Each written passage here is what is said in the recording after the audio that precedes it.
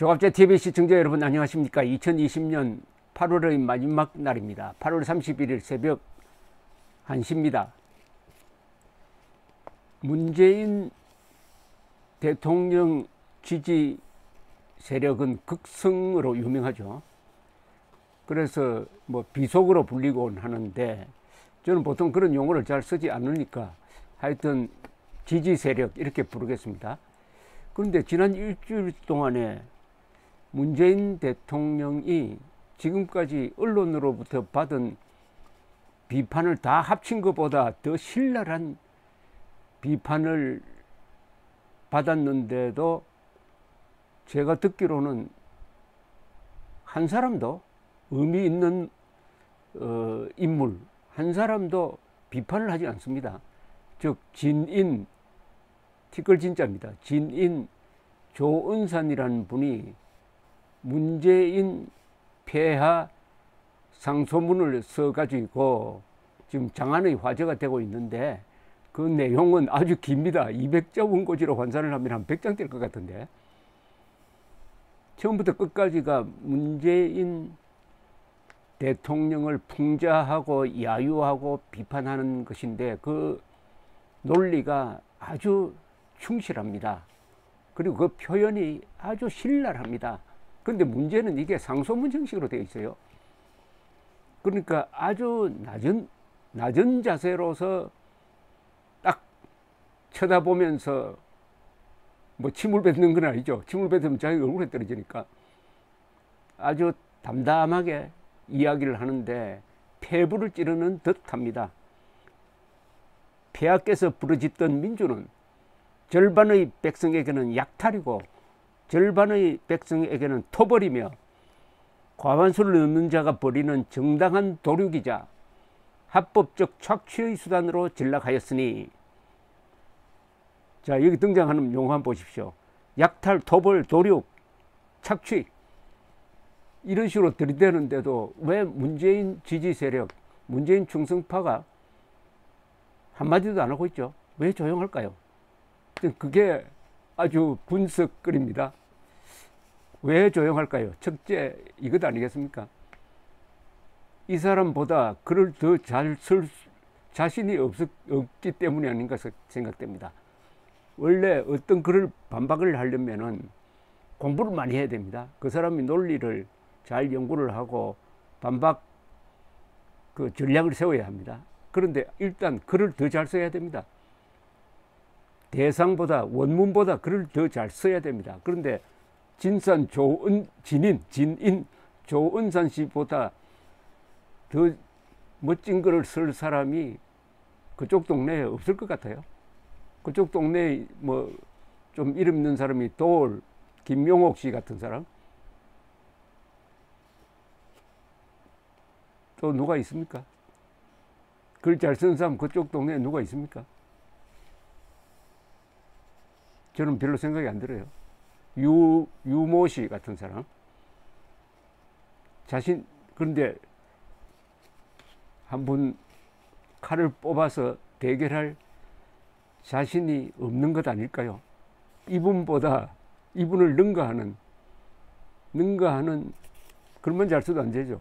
어차피 이거는 풍자니까 풍자로 대결해야 됩니다. 풍자 대 풍자 대결 이거 어렵습니다. 논리적으로 대응하면 바보 됩니다. 이거는 완전히 소설이기도 하고요, 코미디이기도 하고 익살이기도 한데 그것을 사리를 따져서 비판을 할 수가 있습니까? 비판하면 우습게 되는 것 아닙니까? 여기 뭐 돼지들이 숯불혁명을 일으켜서 숯불공화국을 만들고 그 왕을 뽑았는데 이 왕이 배신을 하니까 돼지들이 숯불로 흥한 자 숯불로 망한다 소리치면서 쳐들어가 보니까 그 돼지 침소에 돼지가 먼저다 라고 글자 써서 붙어 있더랍니다. 이걸 비판하면서 왜 우리 문재인 대통령을 비판하냐 하면은 문재인 씨를 돼지로 여긴다는 이야기 아닙니까? 그러니까 이게 풍자를 비판하기가 참 어렵습니다. 그것까지 조은산 씨가 다 계산한 것 아니겠습니까? 이게 바로 조지 오웰의 전략이죠. 세계에서 가장 유명한 풍자 소설은 조지 오웰의 동물농장입니다. 동물농장. 근데 올 여름 휴가철에 안철수 대표가 동물농장을 권했어요. 그 동물농장을 읽어보면 요사이 정치판이 연상될 것입니다 라면서 아주 좋은 책을 권했는데, 이게 조은산 씨가 쓴 데 보면은 동물 이야기가 많이 나옵니다. 그 모티프도 상당히 동물농장과 일맥상통하는데, 이분이 동물농장을 읽고 영향을 받았는지는 모르나 뭔가 좀 비슷해요. 동물농장에서도 돼지가 등장합니다. 돼지 중에서 나폴레옹이라는 돼지가 있어요. 용감한 돼지의 지도를 받은 이 동물들이 돼지를 중심으로 쿠데타를 일으켜 가지고 동물농장의 주인은 사람입니다. 사람을 쫓아내 버립니다. 그리고 돼지가 정권을 잡아요. 그런데 평등한 세상을 만들겠다고 해놓고 이 돼지가 독재를 합니다. 돼지가 다른 동물들을 막 잡아 죽이기도 하고 독재를 하는데, 그 나폴레옹이 독재자가 돼요. 이게 스탈린입니다. 스탈린. 조지 오웰이 스탈린을 염두에 두고 나폴레옹이라는 독재자, 돼지를 하나 만들었습니다. 설정을 했어요. 그런데 돼지뿐만 아니라 여긴 또 붕어도 나오고 개도 나옵니다. 국토부 장관을 해임하고 붕어를 앉히는 게 좋겠습니다. 왜냐? 붕어는 기억력이 없어서 과거에 자기가 무슨 정책을 폈는지도 모릅니다. 그러니까 붕어를 앉힙시다.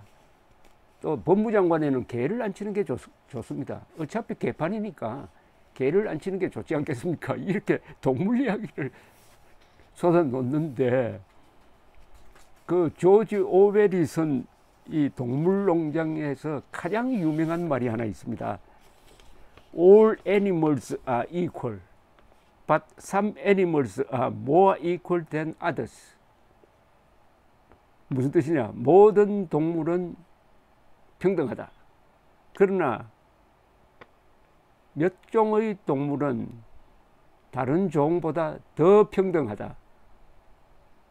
More equal than others. 이게 뭐냐면은, 이 돼지들이 주인을 쫓아낼 때는 동물들이 평등하게 사는 세상을 만들겠다 해가지고 주인을 쫓아내는 혁명을 일으켰는데, 나중에 주인이 된 이 돼지들이 돼지 중심으로 돼지가 특권계급이 되는 거예요. 이 공산당처럼.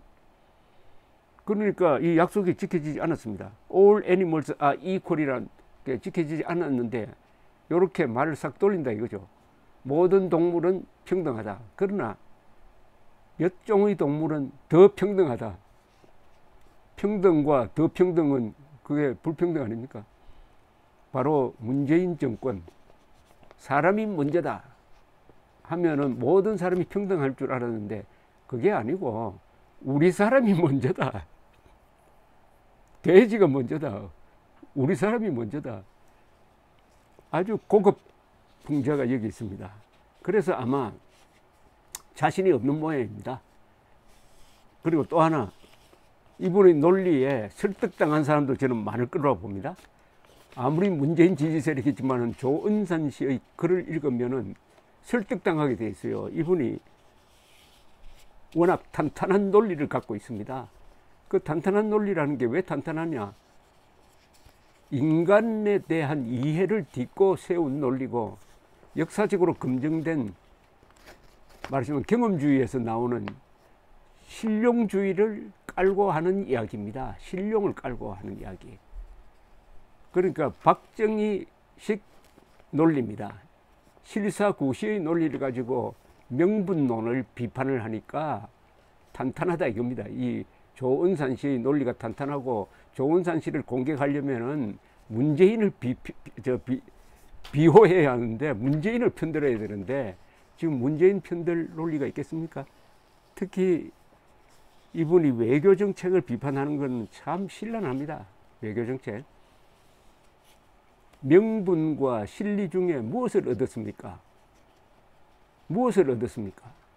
명분을 얻었어요? 명분도 놓치고 실리도 놓쳤다. 그럼 무엇을 얻었습니까? 라고 딱 추궁하는 대목.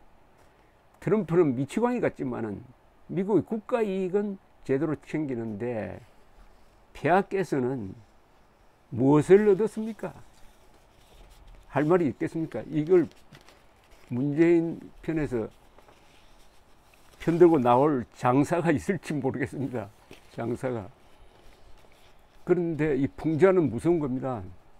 조지 오웰이 쓴 그 동물농장을 말씀드린다면은 그 동물농장을 쓰게 된 동기는 조지 오웰의 체험에서 우러납니다.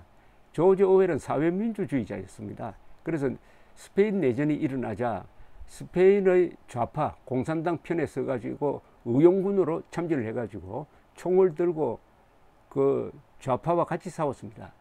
목을 관통하는 총상을 입기도 했습니다. 바르셀로나에서 입원을 했습니다. 그런데 후방에 가보니까 이 공산당 내부에서 분열이 일어났는데 스탈린의 지령을 받는 자들이 다른 공산주의자들을 무지하게 숙청하는 것을 보았습니다. 그래서 거기서 깨달았습니다. 아, 이 스탈린 공산주의는 나치와 똑같다. 오히려 나치보다 더 악독하다.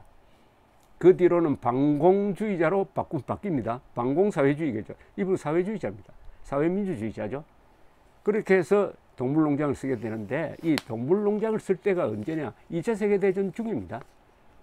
그런데 그때는 영국이 소련과 손잡고 독일과 싸우고 있는 동맹관계였어요. 영국과 소련이 동맹관계, 즉 처칠과 스탈린이 동지적 관계였습니다. 원래는 철천지 원수인데. 그러니까 영국의 지식인들이 상당히 소련으로 기울고 좌경화가 되어 있었어요. 그래서 스탈린을 풍자하는 이 동물농장을 출판하려고 해도 출판사에서 받아주지를 않습니다.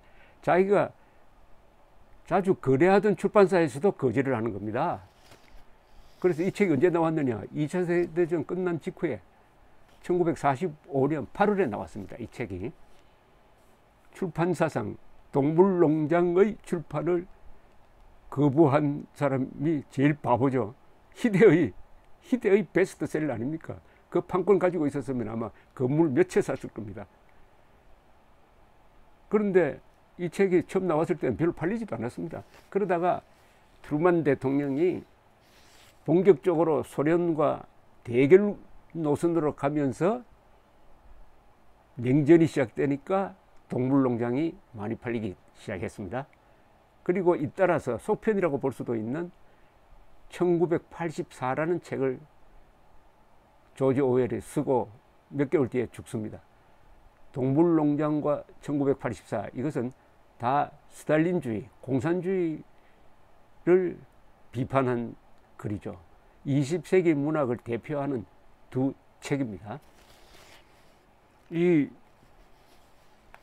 진인 조은산 씨도 보니까 한때 노무현 응원을 했다고 그러더라고요. 뭐 왼쪽으로 간 건 아니지만은 그런 사람이 문재인 비판으로 돈 걸로 봐서는 조지 오웰과 비슷하게 이 체험이 있었던 것 같습니다. 더구나 조지 오웰도 이 조은산 씨처럼 바닥을 기었던 사람입니다. 그러니까 파리의 빈민굴에 들어가서 가난한 사람들이 어떻게 사는지를 체험을 하고 글을 쓰고 또 공산당과 손잡고 스페인 내전에 참여해가지고 비로소 거기서 공산당의 악마성을 보고 전향한 사람이죠. 이분 조은산 씨의 글이 단단한 것도 어떤 그런 체험이 있었던 것 같습니다. 그러니까 조은산 씨를 비판하려면은 상당한 내공이 있어야 됩니다. 내공이 있어야 되고 표현력이 좋아야 되는데 그거보다 더 잘 쓰기가 어려워서 지금 침묵을 지키고 있는 것 같은데 이 청와대 게시판에 보니까 조은산을 탄핵한다 하는 또 청원서가 또 올라왔어요. 이건 또 경상도에서 올라온 걸로 되어 있습니다. 그건 내가 별도로 나중에 소개를 해드리겠는데 어쨌든 좌파 진영이 조은산의 신랄한 문재인 풍자에 대해서 언제까지 침묵할 수 있을지 어떻게 나올지 참 흥미진진합니다. 한번 대결이 있었으면 좋겠어요. 국민의 대변인, 국민의 정서적 대변인이라고 그럴까요? 조은상과 청와대 대변인과의 대결, 또는 좌파 대변인과의 대결, 문재인 지지 세력 대변인과의 대결을 기대합니다. 그게 민주사회의 토론을 통한 어떤 통합이라고 그럴까요? 그런 점에서 상당한 어떤 발전적 현상이 되지 않을까 생각합니다. 어쨌든 그런 토론, 멋진 토론이 한번 있었으면 하는 생각입니다. 감사합니다.